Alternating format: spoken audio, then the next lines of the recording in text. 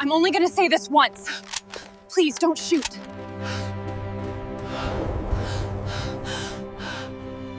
My name is Jacob Rivers, and I've lived on my family ranch for as long as I can remember. For generations of Rivers men grew up on this land, tending cattle, repairing fences, and listening to the wind run through the wheat fields like it had a soul of its own. Life here had always been peaceful, until the Willow Ridge HOA tried to put their claws into my land. And trust me, I had no idea how far they were willing to go. A plain white envelope stuffed into my old rusty mailbox. Willow Ridge Community Improvement Board, Notice of Mandatory Compliance. I frowned. I didn't live in Willow Ridge. I wasn't even near Willow Ridge. That place was a couple miles east, a shiny, too perfect suburban neighborhood full of people who yelled at kids for riding scooters too fast. But the letter had my name on it. Probably a mistake, I muttered, tossing it on the passenger seat of my truck. I should have opened it right then.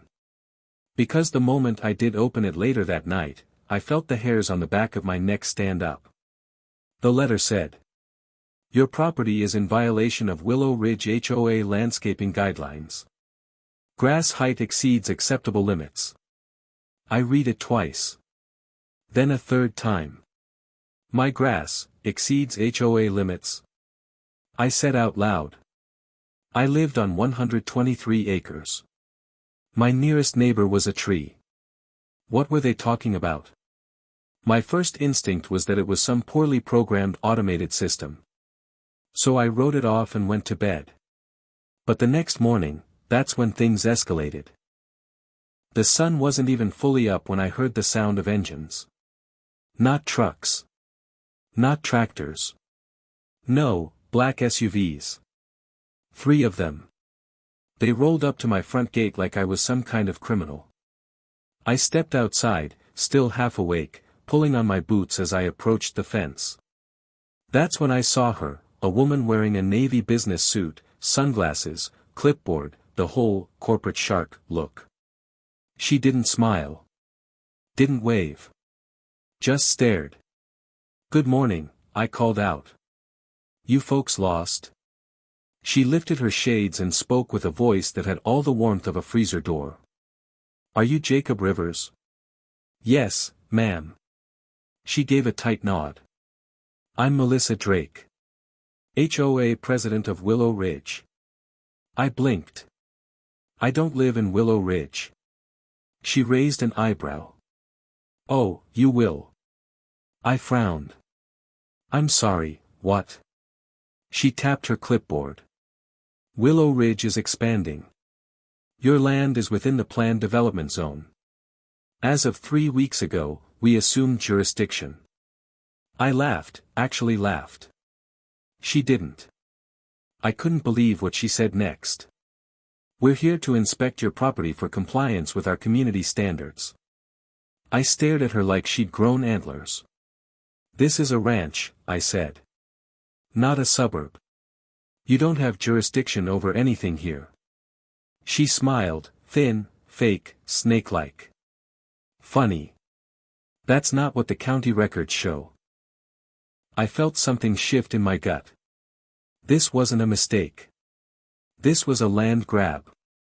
I kept my voice calm. "Let me stop you right there. I never signed anything. I never agreed to be part of any HOA. We acquired an easement agreement," she said. "No, you didn't." She tilted her head smugly. "We'll see." Then she snapped her fingers.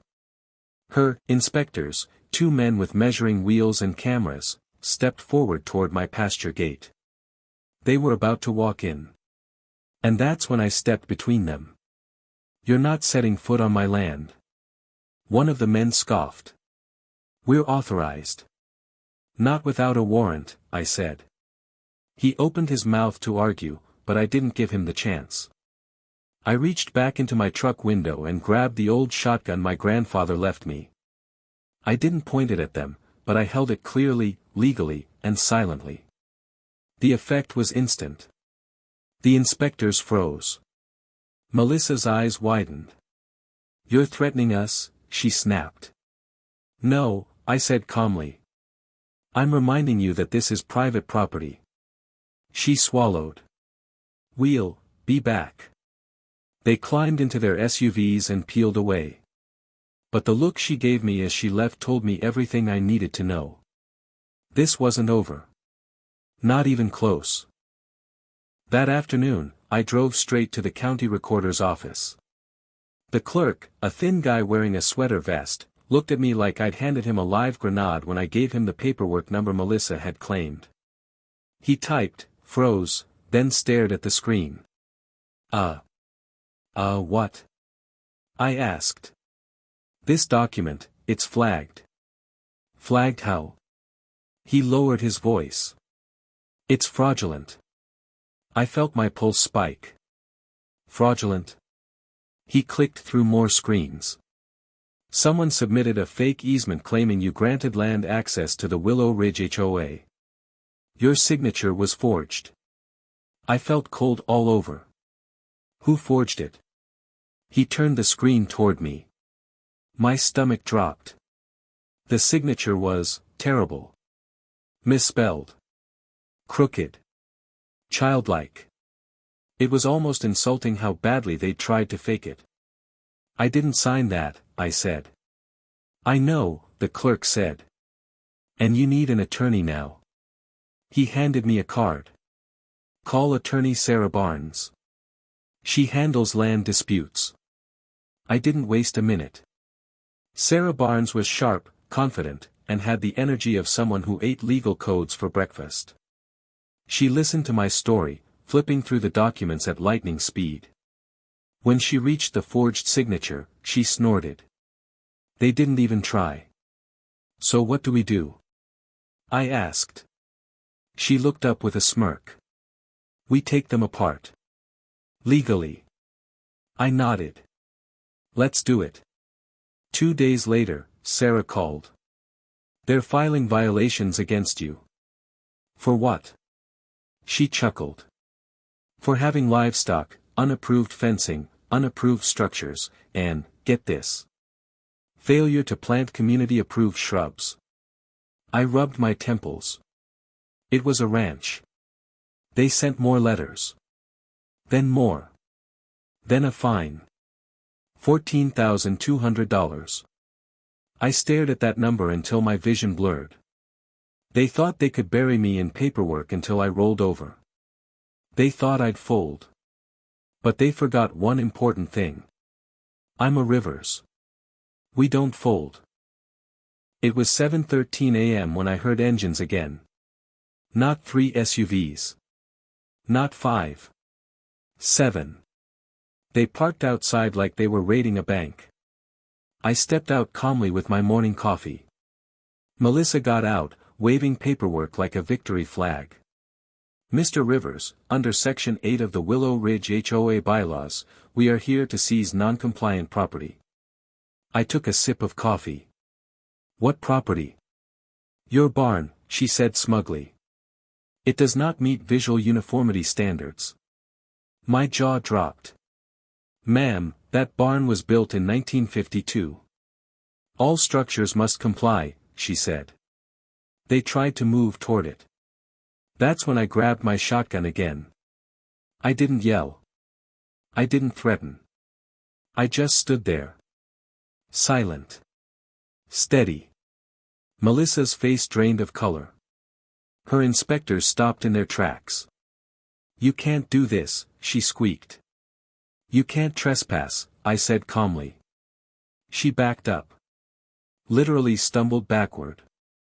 We'll see you in court, she stammered. Good, I said. Bring every forged document you've got. Sarah demolished them. One by one, every forged form, every false map, every illegally filed expansion request, the judge saw it all. Melissa tried to defend herself. Tried to blame her inspectors. Tried to blame the county. At one point she even said, I thought the land was, available. The judge leaned forward. Ma'am, you filed documents claiming ownership of land that was never for sale, never transferred, and never belonged to your HOA. This is fraud. Melissa went pale. The ruling came down like thunder. The HOA committed deliberate land fraud. Their claims were void. Every violation was void.